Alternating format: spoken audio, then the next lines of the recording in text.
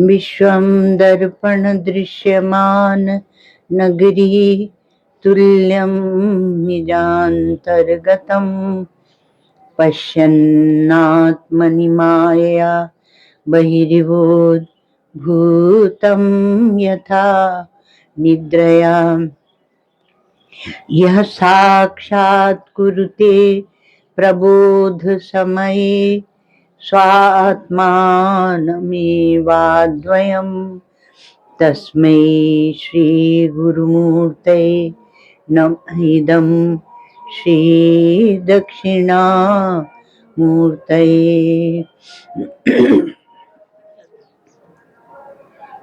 तीर्थानां नास्ति संख्या विलसति पुरतः कापि तेषाम् अभिख्या येषां स्नान प्रदान प्रवचन पटिमा काम कलां नातिशेते तच्चित्रं यस्य चित्रं कलितमपि मनाग् श्रेयसां प्रेयसां च पारोक्ष्यं संपिधत्ते वितरति परमां पूर्णतामात्मरूपाम्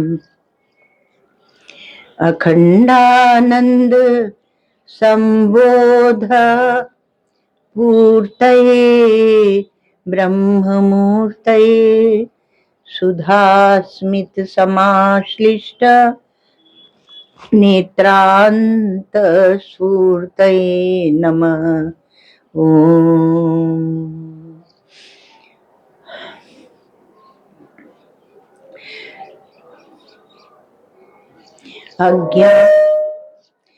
अज्ञानान्तर्गहन पतितान् आत्मविद्योपदेशै त्रातुं लोकान् भवदवशिखा तापपापच्यमानान् मुक्त्वा मौनं वटविटपिनो मूलतो निष्पतन्ति शम्भोर्मूर्तिश्चरति भुवने शङ्कराचार्यरूपा श्रुतिस्मृतिपुराणानाम् आलयं करुणालयं नमामि भगवत्पादं शङ्करं लोकशङ्करं नमामि भगवत्पादं शङ्करं लोकशङ्करम्। शांति पाठ। ओम भद्रं कर्णेभिः शृणुयाम देवा भद्रं पश्येमाक्षभिर्यजत्राः स्थिरैरङ्गैस्तुष्टुवागुंसस्तनूभिर्व्यसेम हि देवहितं यदायुः स्वस्ति न इन्द्रो वृद्धश्रवाः स्वस्ति न पूषा विश्ववेदाः स्वस्ति नस्तार्क्ष्यो अरिष्टनेमि स्वस्ति नो बृहस्पतिर्दधातु। ओम शांति शांति शांति। मंगलाचरण। प्रज्ञानांशु प्रतानैः स्थिरचरनिकर व्यापिभिर्व्याप्य लोकान् भुक्त्वा भोगांस्तविष्टान् पुनरपि धिषणोद्भासितान् कामजन्यान् पीत्वा सर्वान् विशेषान् स्वपिति मधुरभुं मायया भोजयन्नो माया संख्यातुरीयं परममृतम् अजं ब्रह्म यत्तन्नतोऽस्मि। यो विश्वात्मा विधिज विषयान् प्राश्य भोगांस्तविष्ठान् पश्चाच्चान्यान् समति विभवान् ज्योतिषा स्वेन सूक्ष्मान् सर्वानेतान् पुनरपि शनैः स्वात्मनि स्थापयित्वा हित्वा सर्वान् विशेषान् विगत गुणगणः पात्वसौ न स्तुरीयः। अद्वैत प्रकरण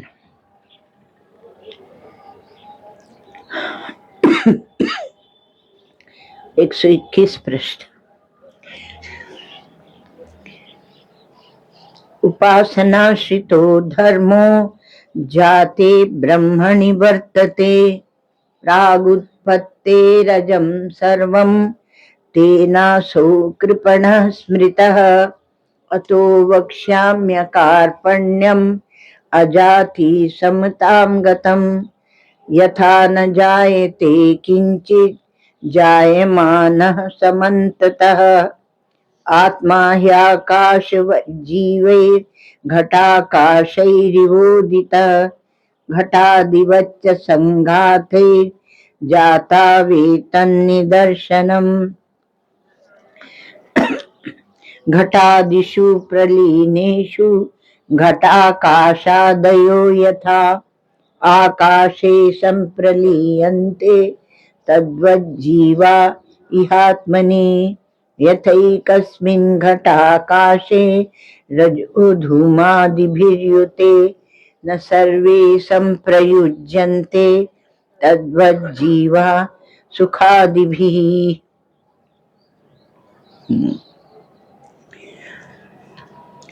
तो दूसरे नंबर की कारिका हम लोगों की चल रही थी।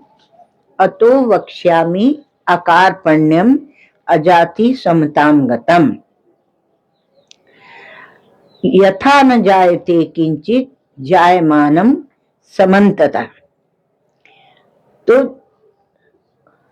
कहा कि अब मैं सर्वत्र समान भाव से को प्राप्त जन्म रहित अकृपण भाव का वर्णन करता हूं, जिससे बात समझ में आ जाएगी कि सब ओर से उत्पन्न होते हुए भी कुछ भी उत्पन्न नहीं होता। दर्शन की जब विचार शैली चली तो उसमें ये हुआ कि अमृत बोलो, मतलब अपना स्वरूप अमृत है। वेद भगवान ने दिया हम लोगों को, तो कहा कि आप अमृत हो। फिर और जब विचार आगे चले, ये तो ठीक है कि मरते ही नहीं है, अमृत माने अमर, मरते नहीं है। तब ये हुआ कि जन्म ही नहीं हो तो, जन्म हो तब तो मरे। अब जन्म ही नहीं हो तो अजन्मा की बात ले आए। इसलिए अतो वक्ष्यामि अकार्पण्यम। अब अकार्पण्य अकृपण सिद्धांत आपको बताया जाएगा। और अजाति, उसमें जन्म नहीं है, जन्म नहीं होता तो समतां गतम, सर्वत्र समान भाव से प्राप्त है, उसमें अवयव नहीं है, निरअवयव है। तो वह जो अजन्मा ब्रह्म है, अकृपण भाव को प्राप्त है, तो जो उत्पन्न हो रहा है वो कुछ भी उत्पन्न नहीं हुआ, उत्पन्न हुआ नहीं। अतो वक्ष्यामि अकार्पण्य अकृपण भावम अजम ब्रह्म। कार्पण्यास्पदम, कार्पण्यास्पदम क्या होगा? जब अजन्मा ब्रह्म है तो तब उसमें जन्म ही नहीं है, मृत्यु नहीं है, और इसलिए अब इसमें अकार्पण्य क्या हुआ? हम लोगों ने विचार किया था, क्या विचार किया था कि जो छोड़ देने में समर्थ है वो अकृपण है, और जो किसी वस्तु को पकड़े रहता है, वह कृपण है, छोड़ने की सामर्थ्य नहीं है। तो ये अकारपण्य क्या है?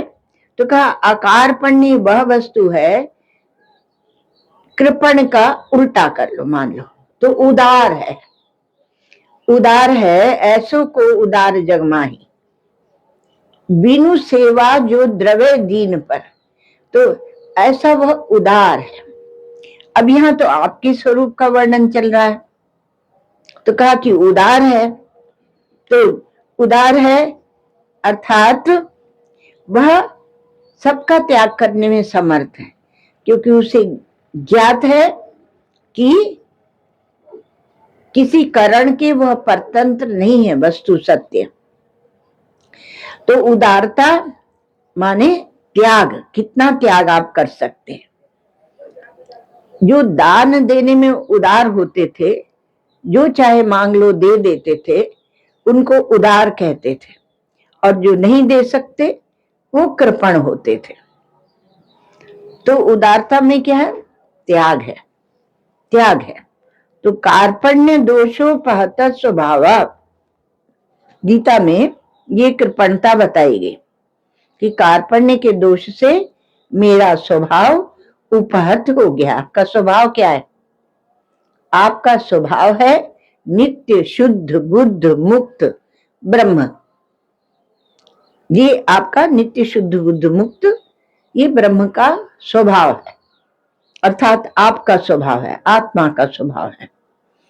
तो ऐसा जो आपका स्वभाव है, उससे गिर जाने के कारण, अर्थात परिच्छिन्न से तादात्म्य होता है, अंतःकरण से, इंद्रियों से, विषय वस्तु से, सबसे तादात्म्य होता है, ये प्रमाद है। तो उससे आप अपने वस्तु स्वरूप से गिर जाते हैं। तो फिर क्या होता है? आप सोचते हैं ये करके हम सुखी होंगे, ये करके सुखी होंगे, तो करणों के परतंत्र हो जाते हैं। तो परतंत्रता से मुक्ति, कृपणता से मुक्ति, क्योंकि ज्ञान स्वरूप तो आपको प्राप्त ही है। जो ऊपर से कुछ और समझ लिया है, उसके कारण फंस गए हैं, उसके कारण छोटे हो गए, परिचिन्न हो गए, बंधन में आ गए और कृपण हो गए, कृपण हो गए।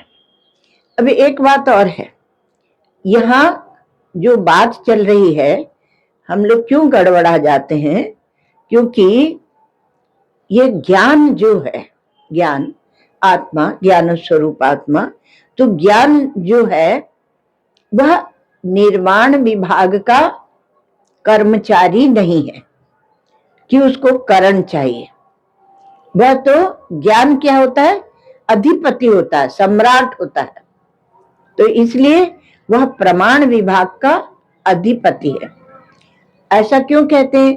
क्योंकि आपका नित्य शुद्ध बुद्ध मुक्त स्वभाव प्राप्त ही है, पर वो स्वभाव आपका रहा नहीं, आप कृपण हो गए, उदारता चली गई, अकारपण्य चला गया, क्योंकि आवरण आ गया। इंद्रिय, विषय, इंद्रिय, मन, बुद्धि, ये सबके आवरण आ गए। परिच्छिन्नता, परिच्छिन्नता अहंकार तक लीजिए, तो उसका आवरण आपके ऊपर आ गया, मतलब आत्मा के ऊपर आ गया। तो करना क्या है? केवल हटाना है। वस्तु स्वरूप उपलब्धि है, केवल हटाना ही है। तो इसी कारण से यहाँ क्या है कि केवल आपको हटाते जाना, हटाते जाना, वही त्याग है। हटाते जाना, जो अवांछित ऊपर आ गया है, उसको हटाना, वही त्याग है ना। त्याग में आप समझते हैं कि हमारी कोई चीज है और हम छोड़ेंगे, बड़ा भारी परिश्रम। यह कुछ आपका है नहीं, केवल भ्रम से आपने मान लिया है और उसी को छोड़ना है। तो छोड़ना क्या है? भ्रांति को छोड़ना है। जो परिचिन्नता मान ली उसको छोड़ना है। इसे हमारे यहाँ धर्म से ही त्याग की शिक्षा देना प्रारंभ कर देते हैं। व्रत, नियम, ये सब भी त्याग के लिए होते हैं, जिसमें उस त्याग का सामर्थ्य आ जाए। दान की बड़ी महत्ता। तो दान की महत्ता क्यों दिखाई? कि जिसे दान जब आप देते हैं तो आपके अंदर छोड़ने की सामर्थ्य आ जाए। जब आप छोड़ते जाएंगे, पहले दान में छोड़ा, त्याग में छोड़ा, त्याग किया आपने, मान लीजिए कि आप परमात्मा के भजन के लिए चल पड़े और त्याग किया, तो वहां भी आपने छोड़ा। तो फिर जितना शास्त्रीय अध्यारोप है उसका अपवाद करने की सामर्थ्य भी आएगी। उसी को नहीं छोड़ पाते हम। उपासना श्रितो धर्म, यहाँ धर्म कौन सा है? उपासना के आश्रित हो गए, निरालंब रह नहीं पाते, निसंकल्प रह नहीं पाते, निर्विकल्प रह नहीं पाते, निर्विकार रह नहीं पाते। और आपका स्वरूप है नित्य शुद्ध बुद्ध मुक्त, और आप रह नहीं पाते, तो उसका क्या कारण है? तो का कृपणता, पकड़ के बैठ गया। अब ये तो आपकी श्रुतियां कहती हैं। श्रुति भगवती कोटि मातृ समाहितकारिणी, करोड़ों माताओं के समान हितकारिणी जो माता है वो श्रुति भगवती है। तो आपने जो भी अपने ऊपर ओढ़ा है उसको वो हटा देती है। एक बच्चा है, वो मिठाई खा रहा है। अब उसकी माँ उसके हाथ से, वो नीचे गिर जाता है और वो फिर उठा खाता है, तो उसकी माँ उसके हाथ से मिठाई छुड़ाती है। तो रोता है, बोलता नहीं दूंगा, नहीं दूंगा। उसे नहीं पता कि मेरी माँ ने मिठाई बना के दी है और ऐसी और मिठाई भी बना के वो दे सकती है। तो इसलिए वो अपनी मुट्ठी बांध लेता है। ये बद्ध मुष्टित्व, ये कृपणता है। कृपणता अर्थात अज्ञान है, वो समझता नहीं। श्रुतियां कहती हैं त्याग करो, त्यजतैव हि तज्ज्ञेयम् त्यक्तु प्रत्यक परम पदम। अब त्याग तो करो, और त्याग आप जैसे ही करेंगे, जो भी आपके अंदर भ्रांतियां, आवरण, अध्यारोप आपने पकड़ रखे हैं, उनको छोड़ते ही आपको उस वस्तु स्वरूप का ज्ञान हो जाएगा। तो बात हम लोग कर रहे हैं कि बात समझ में इसलिए नहीं आती क्योंकि हम निर्माण विभाग को पकड़े रहते हैं। उपासना निर्माण विभाग है, और निर्माण विभाग जितना है वह आदि भौतिक दृष्टि है, उसमें आदि भौतिक दृष्टि है। और हम आध्यात्मिक दृष्टि में आ भी जाते हैं तो भी हम निर्माण विभाग को नहीं छोड़ते। आध्यात्मिक दृष्टि में आते ही आपसे त्याग की वांछा या त्याग का उपदेश देती हैं भगवती श्रुति, त्याग करो। लेकिन आपने जो निर्माण विभाग को पकड़ रखा है, कर्ता भोक्ता बने हुए हैं, व्यक्तित्व बने हुए हैं, तो आप छोड़ते नहीं हैं।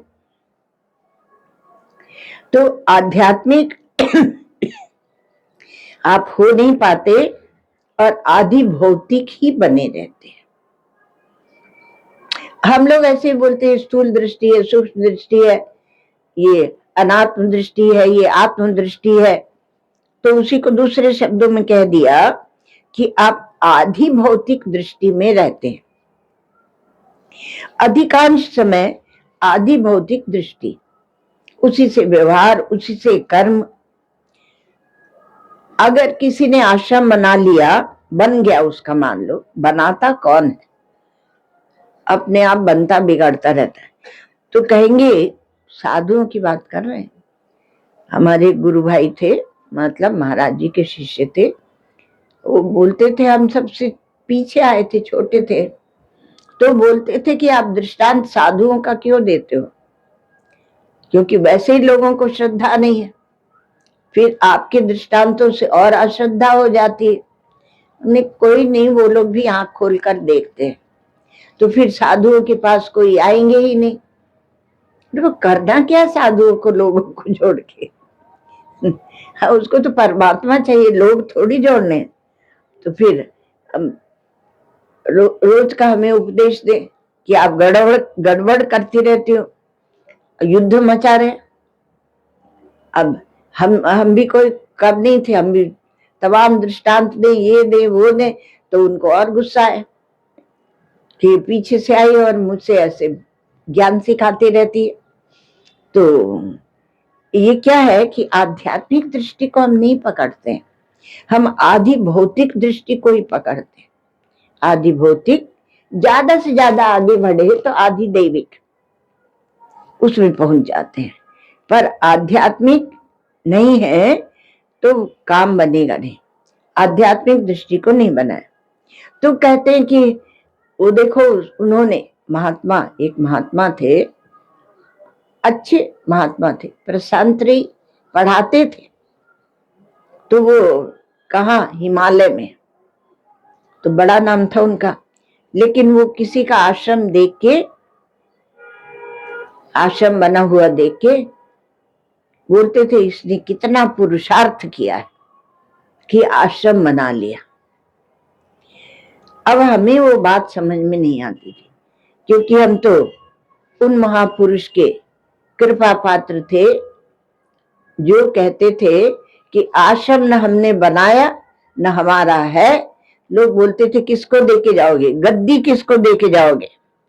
तो श्री महाराज जी कहते ज्ञान की कोई गद्दी नहीं होती है, जो योग्य शिष्य होता है वह ज्ञान लेकर जाता है, और ज्ञान की कोई गद्दी नहीं होती, तो गद्दी कौन सी गद्दी देंगे ना। कहा कि आश्रम, तो बोले हमारा कोई आश्रम नहीं है, देखो ऐसे भरी सभा में दोनों हाथ ऊपर उठा के, हमारा कोई आश्रम नहीं है, और इसलिए हमसे ये सब मत पूछना। लेकिन सामान्य लोगों की आदत होती, जहां लेकिन लगा वहां 2 नंबर की बात की आदत होती है, आश्रम में अब कौन है, आश्रम अब किसको मिला, और उसी को पूछते हैं, ज्ञान को नहीं पूछते, ज्ञान को नहीं पूछते, वो आश्रम को और वहां कौन बैठा है महंत होके उसको ही पूछते हैं। अब ये ज्ञान तो प्रमाण विभाग का अधिपति है। तो अब कहा अजाति, अजाति समताम गतम। अच्छा, महत्वपूर्ण क्या होती है, आधि भौतिक दृष्टि या आध्यात्मिक दृष्टि? कौन सी दृष्टि महत्वपूर्ण? आप किस दृष्टि को लेकर जीते हैं? हम विचार ही नहीं करते किस दृष्टि को लेकर जीना है, क्योंकि जहां तक आधि भौतिक दृष्टि होगी तो कर्म भी बना रहेगा और भोग भी बने रहेंगे। इसलिए जब आप साधु भी हो जाएंगे तो आप कहेंगे इन्होंने बड़ा पुरुषार्थ किया और आश्रम बना लिया इतना बड़ा। और वहीं पर सामने एक स्वामी जी रहते थे, वो उसी आश्रम में, मजे की बात देखो, तो वो लोग कहते थे कि तुम्हें नहीं रहना इस आश्रम में, तो उसी आश्रम के एक बरामदे में एक ऊपर जो हुक होता है ना, उससे उन्होंने रस्सी बांध के और उसमें उन्होंने बोरियां बांध ली थी, और एक तखत रख के अपना वहां पर, बुजुर्ग थे, और उसको चारों तरफ से उन बोरियों से फैला के, जैसे मच्छरदानी लगाते हैं ना वैसे ढक लेते थे, और उसमें बैठे रहते थे, भजन करते थे। सुबह गंगा स्नान कराएं फिर भजन करें। अब हमें देख के बड़े खुश हुए, और फिर उसके बाद हमसे बात तो करते ही, बाद में एक चिट्ठी लिख के भेजते थे, चिट्ठी लिख के सब बोलते स्वामी जी का पत्र हमने कला ओला, उन्हीं का पत्र जो है वो प्रेम पत्र होता है। और जो प्रेमी लोग लिखते हैं वो तो कुछ काम का ही नहीं, कुछ काम करे। तो उसमें उसमें वो यही लिखते थे कि आत्मा अजर है, अमर है, इंद्रियां धोखाधड़ी करती हैं, ऐसे पूरी कथा लिखते रहते थे। और जब हम मिलते तो हमसे कहते थे, माता जी जब सेठ का पैसा और साधु की बुद्धि साधु फालतू बैठा है तो उसकी बुद्धि चलती रहती है। बहुत ही आनंद की बात है। सेठ का पैसा और साधु की बुद्धि, दोनों का जब मिलन होता है तब कर्म योग जागता है। जबरदस्त निवृत्ति की बात थी वो। तो उन्हें पता था कि यही समझेगी, तो हमें बोलते, माता जी आओ कुछ बात सुनाते हैं। तो हाँ महाराज आपका पत्र तो हमें मिल जाता। हम भी उसी आश्रम में, बड़ा भारी आश्रम, और हम भी उसी आश्रम में रह रहे हैं।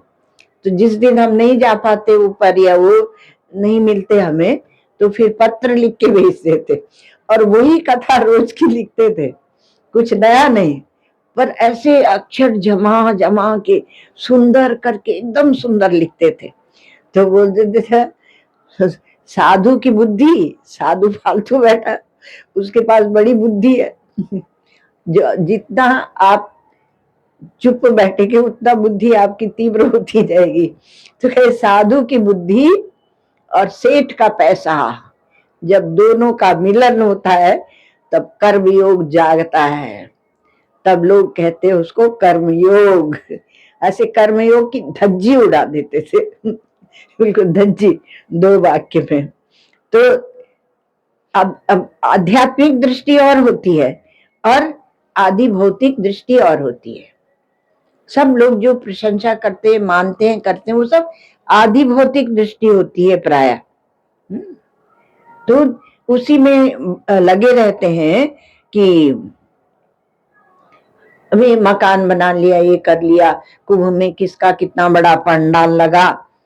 तो जो आध्यात्मिक दृष्टि जिनकी है, आध्यात्मिक समृद्धि जिनको प्राप्त है, वो इस सब में नहीं फंसते हैं। उनको तो कहीं भी रख लो भाई, रण में, वन में, जंगल में, कहीं भी, दंगल में, मंगल में, सब जगह उनका मंगल ही मंगल है। तो अकारपण्य जो है, एक आपको गजब की बात सुनाते हैं। अकारपण्य जो है वह क्या है? वह सन्यास है। जैसे जब कर्म कांड करते हैं आप प्रारंभ में, तो उसमें आप न्यास करते हैं, यहाँ ये रखा, यहाँ ये रखा ना, हृदयाय नमः ऐसे करके देवताओं का उसमें स्थापित करते हैं। तो उसको क्या बोलते हैं? न्यास। और यहाँ क्या है? आप किसको स्थापित कर रहे हैं? ब्रह्म को। तो इसमें क्या होगा? सन्यास। तो इसलिए सन्यास करेंगे, सन्यास से ये आकारपण्य जो है वो आपके लिए सरल हो जाएगा। क्यों सरल हो जाएगा?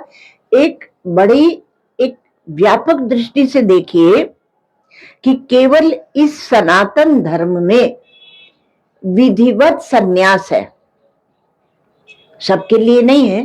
क्योंकि जहां जहां अधिकारित्व की न्यूनता दिखती है वहां कुछ नहीं बोला हमारे शास्त्रों ने, चुप रह गए।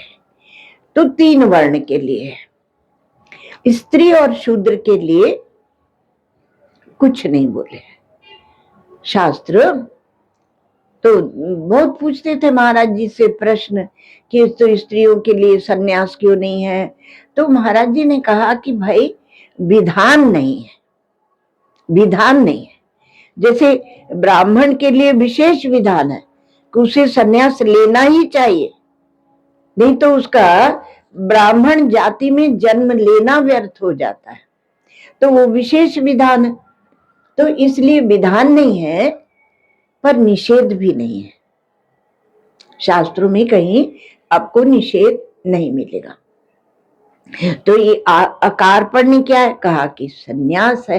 अतो वक्ष्यामि अकारपण्यम। तो अकारपण्य क्या है? ज्ञान, ज्ञान का स्वरूप, ज्ञान के हेतु और फल, वो आगे बताएंगे। तीसरे उसके पहले बोलते हैं कि अजाति ब्रह्म अकारपण्य, अजाति ब्रह्म अकारपण्य सिद्धांत है। सिद्धांत का नाम क्या है? अकारपण्य सिद्धांत।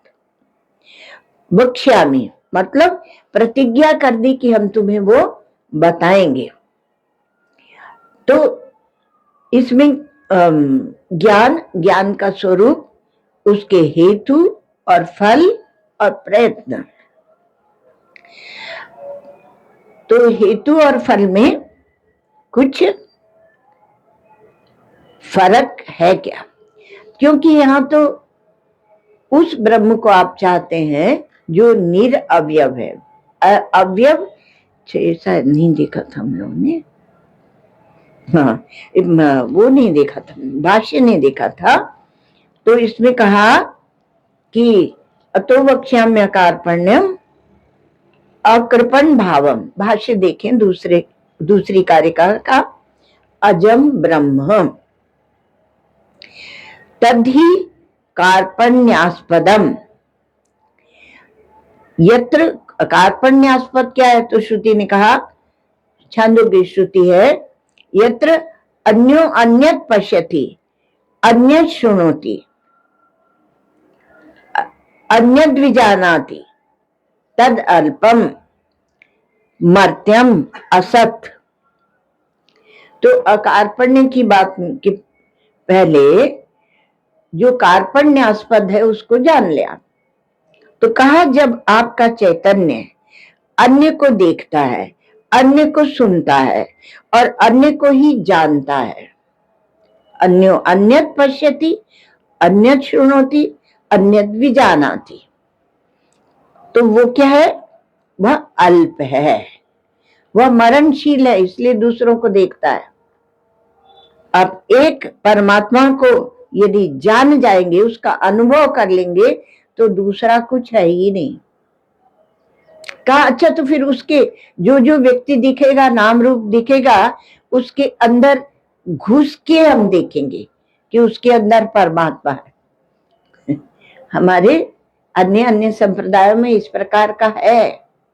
तो उसके अंदर तो भगवान बैठे, हम लोग भी कहते रहते हैं परमात्मा बैठे हैं, सब में प्राण है, तो प्राण है सब में, सबको भोजन चाहिए। तो कहा कि दूसरे दूसरे को जब तक देखता रहता है, इसलिए साधु हो जाते हैं तो ऐसा होता है, ऐसा होता है, दूसरे ऐसा करते। अरे तुम श्रुति सुन के आए हो और उसमें कह रहे हैं कि दूसरे को मत देखो, शर्त रख दी भगवती श्रुति ने। पर कि जब वो दूसरे को देखता है, दूसरे को सुनता है, दूसरे को जानता है, तब वह अल्प है, परिच्छिन्न है, मर्त्य है, असत है। तो फिर भी दूसरे को ही देख के और अपने जीवन का निर्धारण करेंगे, मर्त्यम असत।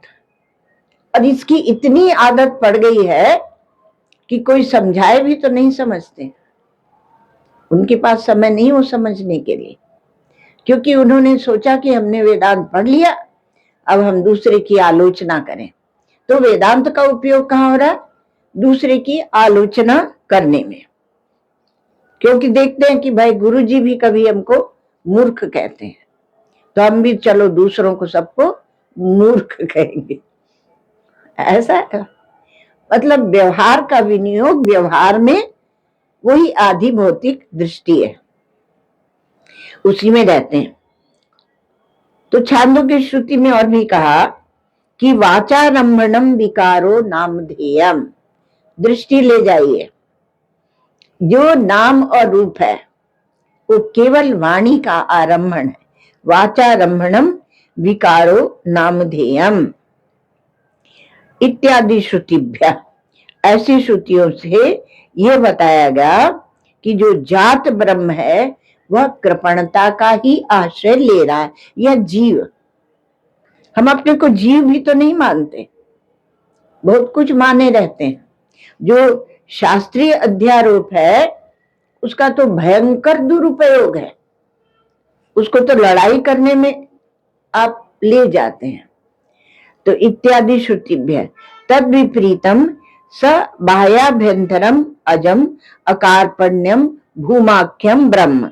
अब एक एक शब्दों में दे दिया, श्रुतियां उद्धृत नहीं की यहाँ पर आगे, कि उससे जो उल्टा है वो बाह्याभ्यंतरम अजम, ये भी श्रुति है, अकारपण्यम और भूमाख्यम, यो वै भूमा तत्सुखम न अल्पे सुखम अस्ति यद अल्पम तद मर्त्यम, जो अल्प है वो मरेगा और इस जो मरेगा उसमें कोई सुख नहीं है।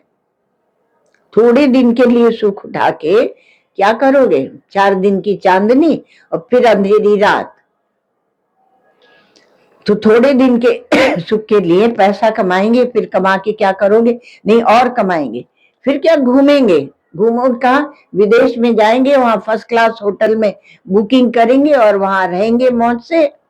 अभी रह लेना बेटा मौज से, काहे कोई लंबी चौड़ी उड़ान भरता है, यहीं रह ले। तो जो भूमा को नहीं देखते हैं, अल्प में है, वो अवश्य दुखी होंगे।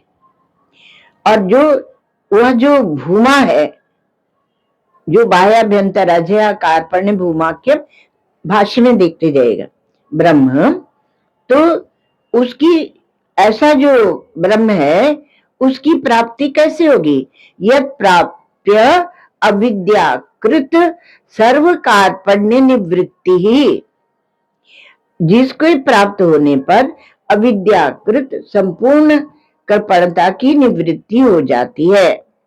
तद आकारपण्यम वक्ष्यामि, उस अकृपणता को, उस कृपण भाव से रहित जो ब्रह्म भाव है उसका मैं वर्णन करूंगा। ये जो हमारे यहाँ वचन है, प्रवचन है, वर्णन है, यह सबसे बड़ी कृपा, सबसे बड़ा अनुग्रह है आचार्य का, गुरु का, संत महात्मा का। ये नहीं कि हमें फल दे दिया, तुम्हें तो फल नहीं दिया, हमें तो लड्डू दिए, तुम्हें तो बतासा दिए। ये कोई अनुग्रह नहीं होता। उससे तो अच्छा है कि एक चाटा मार दे, वो ज्यादा अच्छा है। पर इसमें ही लग के रह जाते हैं और बात तो उनकी करुणा को समझते नहीं है। तो अजाति तद अजाति, अब अजाति में आ जाए तो अजाति क्या है, भाष्य में अविद्यमाना जाति अस्य समताम गतम सर्व साम्यम गतम, वह अजाति अर्थात जिसकी जाति न हो और समता को प्राप्त, अर्थात सबकी समानता को प्राप्त है। अभी समता वाली जो बात है इसको थोड़ा समझना पड़ता है, क्योंकि सब सोचते हैं कि, समझाया भी ऐसे जाता है कि जैसे मान लो कहा मनुष्य है, खंभा है, पर्दा है और पौधा है, सब में है, वो सामान्य है। वो नाम रूप तो पहले कह दिया कि वाचारंभणम विकारो नामधेयम, नाम रूप तो आरंभण केवल मतलब दिखते हैं, एक आभासिक है। तो बाकी जो है तो वह ब्रह्म है क्या, तो कहा कि नहीं, उसके आगे आपको विचार करना पड़ेगा। सर्व साम्यम गतम, तो यहाँ पर कहते हैं कि वो सबकी समानता को प्राप्त है। कस्मात, ऐसा क्यों है, तो कहा कि अवयव वैषम्या भावात अभावात, क्योंकि उसमें अवयवों की विषमता नहीं है। जो वस्तु यदि सावयवम वस्तु तद अवयव वैषम्यम गच्छत जायत इत्युच्यते। तो जो वस्तु सावयव होती है वह जब अवयव की विषमता को प्राप्त होती है तब कहते हैं कि वह पैदा हुआ, वह ऐसे पैदा हुआ, उत्पन्न होती है, ऐसा कही जाते हैं।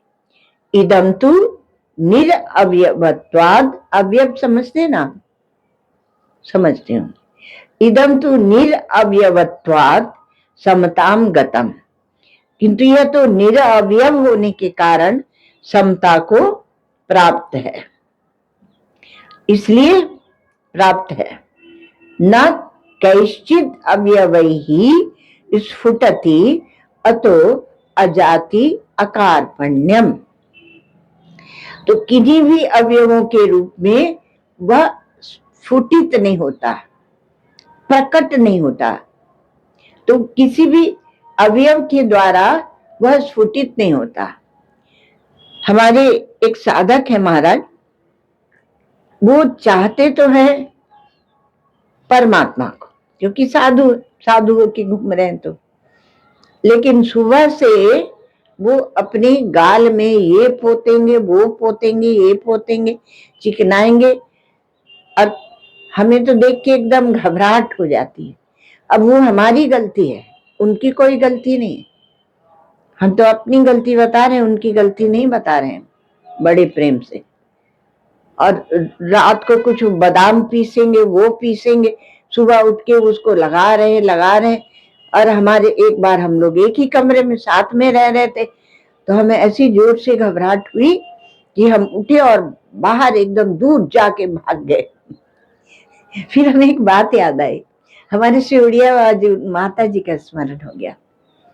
तो राम कुंवर माता जी थी, इनके सिउड़िया बाजी महाराज की शिष्या थी। तो यहाँ की अलीगढ़ के पास में क्या है, हाँ, देदा माई की थी राम कुंवर माता जी। तो माता जी का क्या था कि वो अभी उनकी सब बात नहीं सुनाएंगे, सब बातें स्मरण हो गई। तो उनको समाधि भी लगती थी। तो माता जी क्या था, वो कहती थी कि हम तो बाबा के पास से इतनी विरक्ति की बात सुने बेटा, हमसे कहती कि इतनी बात सुने। और जब हम वृंदावन जाते थे तो हम देखते थे कि साधु लोग नहाने धोने के बाद और बालों में तेल लगा रहे हैं, ठीक है, उसके बाद दाढ़ी में भी तेल लगा रहे हैं, पर उसमें कंघी कर रहे हैं। तो ऐसे वर्णन करती थी। तो बोली कि हमें इतना वैराग्य हुआ कि हम वृंदावन रहे ही नहीं, हम लौट के गांव में आ गए, फिर जयपुर गए। फिर जयपुर जाती थी वो, तो जयपुर जाती थी तो वो बोली कि हमें वृंदावन से बड़ा वैराग्य हो। उस साधुओं की हमने कहा इतना पवित्र जो भगवान का धाम है, इसको ये अपनी वो आदि भौतिक दृष्टि उनकी, तो उससे वो सिर में घंटों सजेंगे, तिलक लगाएंगे, और वो तिलक वो जो भस्म लगाते हैं ना, उसकी बड़ी तैयारी चलती है। महाराज जी विधि बताते थे हमारे, भस्म जो लगाते हैं ना, तो उसको कैसे बेल के पत्ते को सुखाते हैं, फिर कैसे पीसते हैं, दूध में डाल के सुखाते हैं, ऐसे बहुत तरह की बात थी। तो इसलिए सीखा नहीं हमने क्योंकि इसमें लगाना नहीं था। तो अब कहते हैं कि वो सब अज ही हो जाता, अजन्मा ब्रह्म ही रहता। तो इस प्रकार से अब श्रवण करो। तो आगे की कारिका में ये जो अजाति है, अजाति ब्रह्म अकार्पण्यम वक्ष्यामि इति प्रतिज्ञातम, भाष्यकार भगवान इस पर बता रहे हैं कि अजन्मा ब्रह्म जो कृपण भाव से रहित है, उसका वर्णन करता हूं, ऐसी प्रतिज्ञा की। तो तत्सिद्ध्यर्थम हेतु दृष्टांतम च वक्ष्यामि, उसके लिए मैं हेतु और दृष्टांत भी बताते। अब इन दोनों कारिका को, दूसरी और तीसरी को थोड़ा मिला के अपन विचार कर लेंगे। तो यहाँ कहा कि आत्मा ही आकाशवद जीवैर घटाकाशैर्विबोधिता, आत्मा आकाश के समान है और वह घटाकाशों के समान जीव रूप से उत्पन्न होता है। आत्मा कह लो, परमात्मा कह लो, तो वह आकाश के समान है और घटाकाशों के समान जीव रूप से उत्पन्न हुआ। घटाकाशैर्विबोधित है। घटाधिवच्च संघाते, संघात जो आपका देह रूपी संघात है, उससे उत्पन्न हुआ है। जातव एतन निदर्शनम, इस विषय में यह दृष्टांत दिया। तो पहले का देखें आप, अतो वक्ष्यामि आकारपण्यम अजाति समताम गतम। तो यह अजन्मा ब्रह्म, अजन्मा ब्रह्म, इसलिए इनके गौड़पादाचार्य जी महाराज के निरूपण को अजातवाद भी कहते हैं, कि उन्होंने विशेष रूप से हम लोगों को दिया अजातवाद, किसी चीज का जन्म हुआ ही नहीं। तो अजातवाद है इसमें कहा कि ज्ञान जो अपना स्वरूप है वह आप उस ज्ञान को अजन्य तक ले जाए, ऐसा ज्ञान आपकी बुद्धि में अनुभूत होते रहना चाहिए, या उसके प्रकाश में बुद्धि को दिखना चाहिए, जो अजन्य ज्ञान है। जन्य ज्ञान क्या होता है? जब ज्ञान उतर के अंतःकरण में, बुद्धि में, और वहां से मन में, और वहां से इंद्रियों में, और इंद्रियों से विषयों में, और फिर वो सब ज्ञान को जो आप बाल्यावस्था से उस सब ज्ञान को जो आप समेटे रहते हैं और उसका ढिंढोरा पीटते हैं, जी के बहुत स्ट्रांग है, वो सब क्या है? जन्य ज्ञान है। और उससे उल्टा अब हमारे गौड़पादाचार्य जी महाराज वो किस में ले जा रहे हैं? अजन्य ज्ञान में। ये अजन्य, अजन्मा ज्ञान है। तो इसमें किसी, अब जो ऐसा ज्ञान है इसमें किसी औजार की जरूरत नहीं है आपको, किसी औजार की, क्योंकि अप्राप्त की प्राप्ति है नहीं, जो प्राप्त है उसी में, उसको जो आप समझ नहीं पा रहे हैं, आवरण क्या होता है? अज्ञान ही तो आवरण है ना। तो उस समझ की स्पष्टता कर रहे हैं भगवान गौड़पादाचार्य जी महाराज। तो वो क्या है? और जो विनाशी है, करने वाला है, बनाने वाला है, तो वो सब कर्तृत्व जहां पर आया, इसलिए बोलते हैं कर्तृत्व भोक्तृत्व का निषेध होता है, तब बात बनती है। तो ज्ञान तो अपना स्वरूप है, पर हमें भ्रम है कि वो हमें अप्राप्त है। तो इसलिए अंतर हो गया निर्माण विभाग और प्रमाण विभाग। इसमें कुछ बनाना नहीं है, प्राप्त से प्राप्ति है और नित्य निवृत्त से निवृत्ति है। नित्य निवृत्त की निवृत्ति है और प्राप्त वस्तु की ही प्राप्ति है। तो निर्माण और प्रमाण दोनों में धातु तो एक ही है, उसमें नि उपसर्ग लग गया और इसमें प्र उपसर्ग लग गया प्रमाण में, तो दोनों में धातु एक, फिर भी ऐसे हमें भेद दिखने लगता है। पहले तो इसी बात को नहीं समझ पाते हैं। और जब हम कहते हैं कि हम सब कुछ भगवान को समर्पित करते हैं, तो समर्पित तो पहले से ही है। फिर थोड़ा सुधार करते हैं, बोलते हैं तेरा तुझको सौंपते हैं। हमारे पूज्य स्वामी चिन्मयानंद जी महाराज बहुत हंसाते थे। वो बोलते थे कि वो रोज आरती करेंगे, उसका कहेंगे तन मन धन सब मेरा, सब कुछ है तेरा, तन मन धन सब तेरा और सब कुछ है तेरा, और तेरा तुझको सौंपते क्या लागे मेरा। दूसरे दिन फिर आरती करेंगे तो फिर कहेंगे तन मन धन सब तेरा, सब कुछ है तेरा, तेरा तुझको सौंपते। तो भगवान की आंखें फटके बड़ी हो जाती है। कल तो सौंप के गया था, ये फिर से कहां से ले आया? ये रोज के रोज ले आता है, फिर कहता है तेरा तुझको सौंपते क्या लागे मेरा। तो पहले तूने झूठ मूठ मुझे बताता रहता है, झूठा कहीं का। फिर भगवान मुस्कुरा देते हैं, अज्ञानी जीव है, ऐसे करते करते कभी किसी दिन सचमुच ही कर देगा समर्पण। तो अकारपण्य यह है कि आप जितना समर्पित कर सकते हो कर दो, क्योंकि आपका है ही नहीं कुछ। आपने अपना शरीर बनाया था? नहीं बनाया, कुछ नहीं बनाया।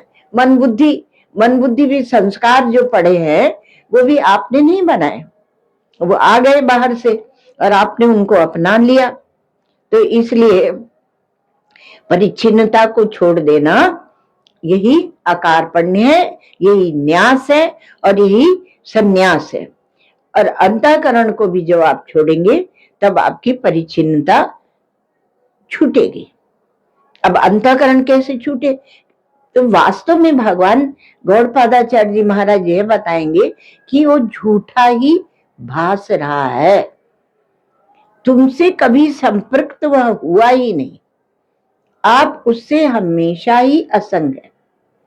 तो गौड़पादाचार्य जी महाराज ने सिद्धांत दिया नहीं, पहले से हमारे वेदों में है, असंगो ही अयम पुरुष, यह आत्मा, यह पुरुष असंग है। इसलिए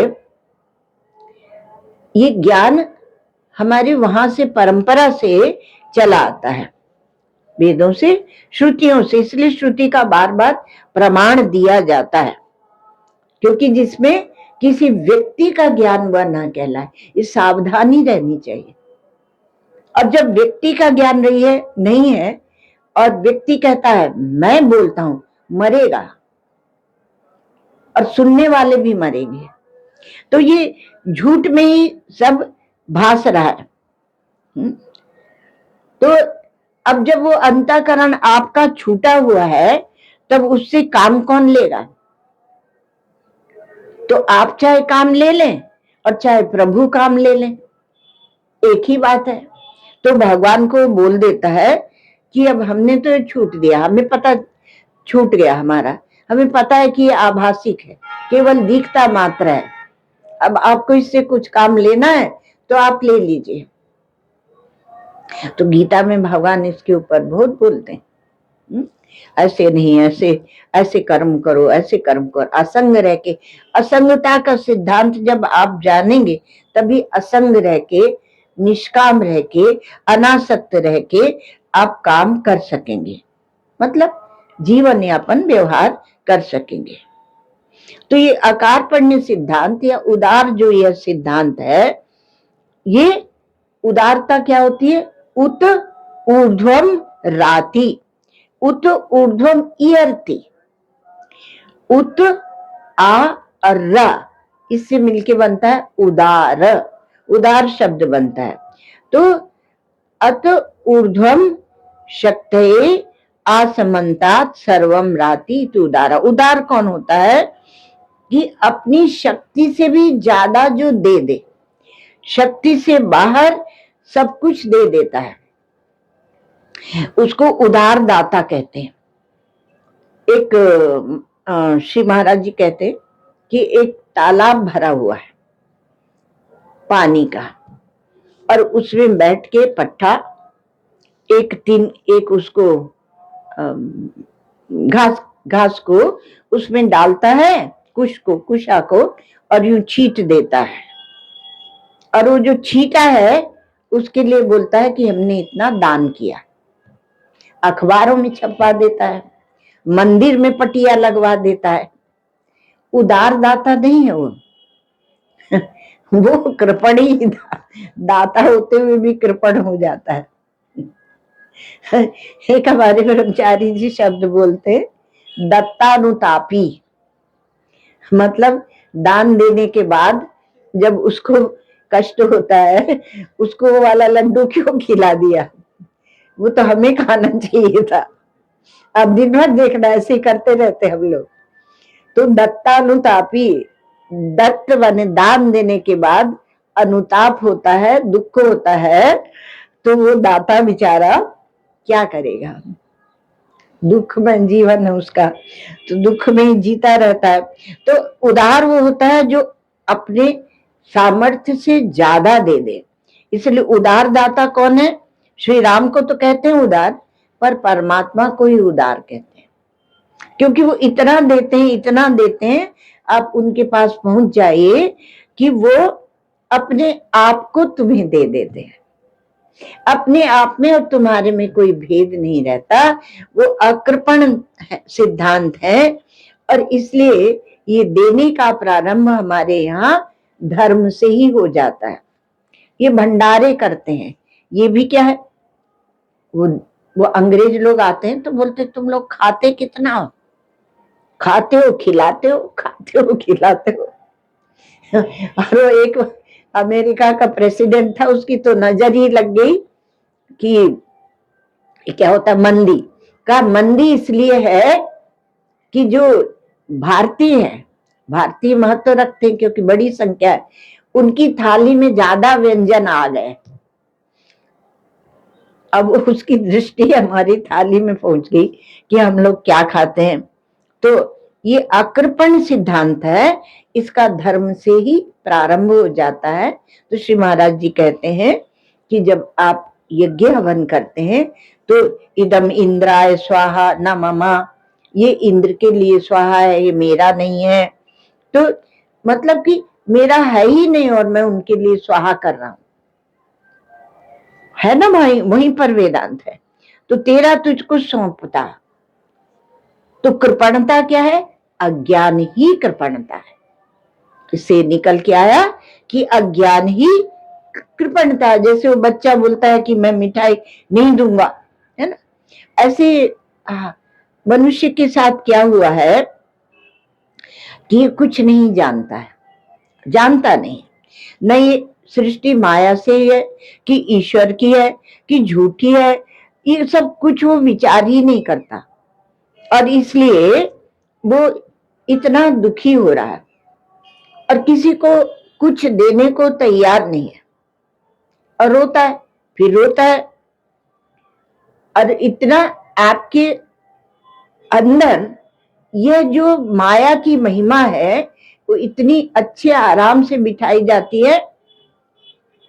आप देखिए, वो सिनेमा देखिए, जरूर देखिए, बहुत से चलते रहते हैं।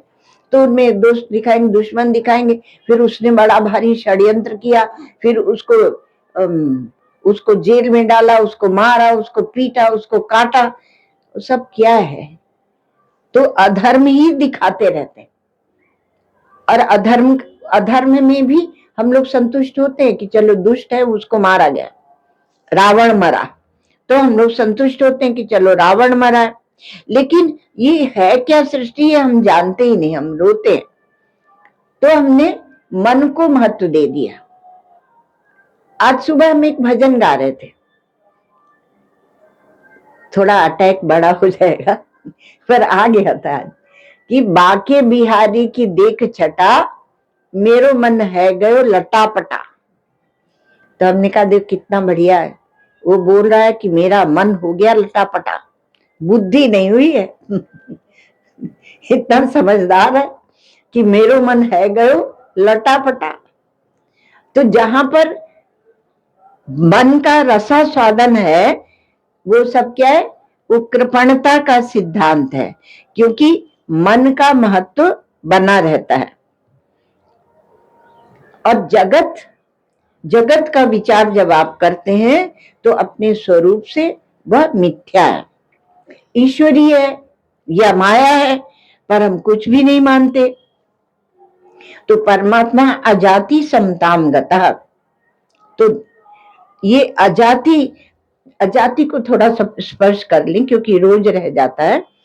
क्योंकि जब जाति बनाते हैं, कल भी थोड़ा किया था स्पर्श, फिर छूट गया था। तो समान प्रसवात्मिका आकृति ग्रहणा जाति, समान जिसका प्रसव होता है और आकृति समान होती है और उसको जाति कहते हैं। और नित्यम एकम अनेकानुगतम, नित्य है, एक है, अनेक में अनुगत है। जैसे गाय है, पशु जाति है ना, एक प्रकार। और लेकिन आकृति ग्रहणा जब कहते हैं तो गाय की आकृति भिन्न है और दूसरे हाथी की आकृति भिन्न है। तो ऐसे अलग अलग जाति बन जाती है। तो अलग अलग अनेक व्यक्ति और उनकी अभिव्यक्ति। तो जाति रूप से सत्ता सामान्य से अनुगत है क्या ब्रह्म? यहाँ ये अजाति में ये प्रश्न उठता है कि उसको क्या बोलते, सत्ता सामान्य कह देते, क्योंकि जाति में भी सत्ता सामान्य होता है। उस सत्ता सामान्य तो जो शास्त्र ने दिया है उसका निषेध कर दिया अजाति कह के। आप अपवाद के लिए जो गंभीर साधक हैं वो सावधान हो जाएं और अपवाद के लिए तैयार रहें। अस्थि भांति प्रियम रूपम नाम चैत्यंश। तो अस्थि भांति प्रिय रूप से जो अनुगत रहता है सब में, उस जाति वाला है क्या ब्रह्म?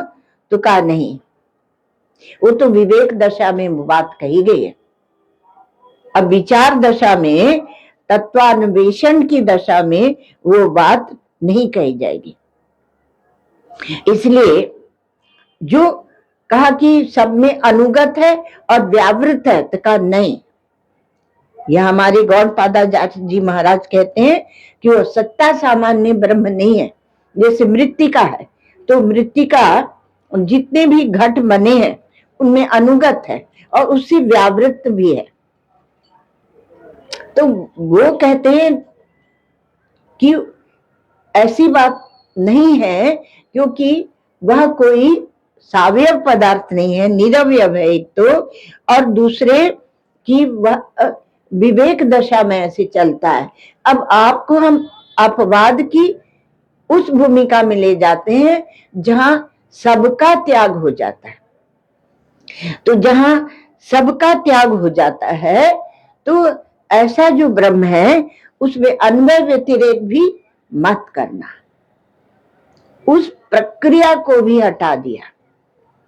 अब आपके पास केवल प्रक्रिया है अध्यारोप और अपवाद, और अध्यारोप आपके ऊपर पर्याप्त हो चुका है शास्त्रों के द्वारा इत्यादि इत्यादि, और उसका भी अपवाद अब श्रुतियां करती हैं, श्रुति भगवती करती हैं, गौड़पादाचार्य जी महाराज करते हैं।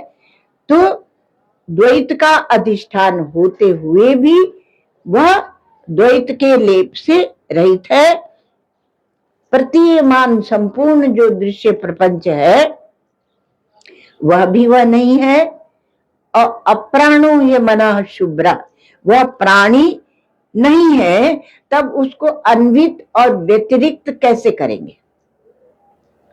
अप्राणो ये मना शुभ्रा जब श्रुति ने कह दिया, तब कहे कि वह सब में अन्वित भी है और सबसे व्यतिरिक्त भी है।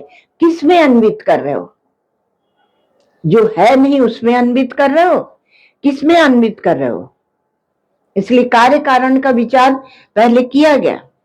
घड़े में कहा मिट्टी है, घड़े में मिट्टी है, इसलिए कारण कार्य में अनुगत है। नहीं, ये बात नहीं है।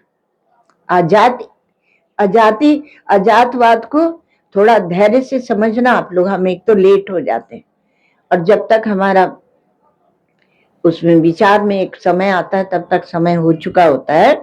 तो का अनुगत नहीं, और हम आगे भी बोल सकते हैं पर हम जान के बंद करते हैं, क्योंकि कहीं गला जवाब न दे दे। इस कारण से उससे उतना ही काम लेंगे मशीन से जितने उसके सामर्थ्य है। तो घड़े से न वो घड़े से अलग है और न घड़े में अनुच्युत है। ये अन्वय व्यतिरेक को भी हटा दिया। अजाति समता गतम है ना। तो इन लक्षणों को आप अपनी आत्मा में घटाना है ना, और तब त्वम पदार्थ और तत्पदार्थ का शोधन आपका होगा। इसकी और चर्चा हम लोग कल करेंगे। ओम सर्वे भवन्तु सुखिनः, सर्वे सन्तु निरामयाः, सर्वे भद्राणि पश्यन्तु, मा कश्चित् दुःखभाग् भवेत्। असतो मा सद्गमय, तमसो मा ज्योतिर्गमय, मृत्योर्मामृतं गमय। ओम पूर्णमदः पूर्णमिदं पूर्णात् पूर्णमुदच्यते, पूर्णस्य पूर्णमादाय पूर्णमेवावशिष्यते। एक हम आप लोगों से प्रार्थना ये करेंगे कि यह जो गौड़पादाचार्य जी का अजातवाद है, ईश्वर कृपा से हम लोग इस पर मिलके विचार कर रहे हैं। तो इसके लिए ऐसा है कि आप इसको मनोरंजन नहीं समझना। प्राय वेदांत की चर्चा होने के बाद फिर कहते हैं आज तो ऐसा कर दिया, आज तो ऐसा उड़ा दिया, आज तो ऐसे कर दिया, वो भी मत करना। अपने अपनी आसन में जाके थोड़ा बैठ के थोड़ी देर इस पर विचार करना।